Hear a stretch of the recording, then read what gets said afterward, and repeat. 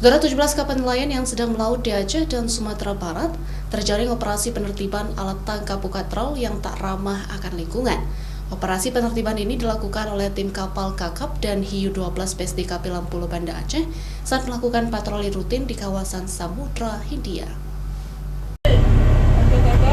Saat melakukan patroli pengawasan rutin, kapal Kakap dan Hiu 12 PSDKP Lampulo Banda Aceh kembali menertibkan kapal nelayan yang terjaring di pantai barat Sumatera Barat dan juga Nagan Raya.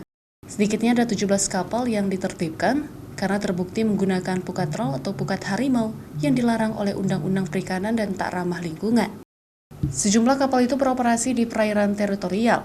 2 alat tangkap yang disita di Sumatera Barat diserahkan ke Dinas Kelautan dan Perikanan setempat, sedangkan 15 pukat harimau lainnya diserahkan nelayan Nagan Raya dan dibawa ke pangkalan PSDKP Lampulo untuk proses lebih lanjut.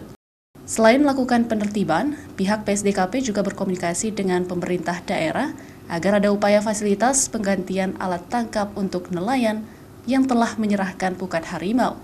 Sementara itu, tim PSDKP Aceh juga kembali menangkap 2 kapal trawl 5 GT di Padang dan 3 kapal trawl 30 GT di perairan Sibolga yang melakukan illegal fishing.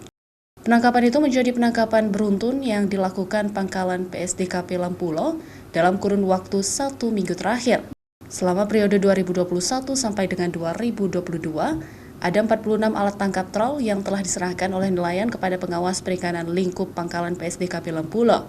Untuk tahun ini bertambah menjadi 25 unit alat tangkap yang diserahkan secara sukarela oleh para nelayan. Nova Mistayanti, Kompas TV, Banda Aceh.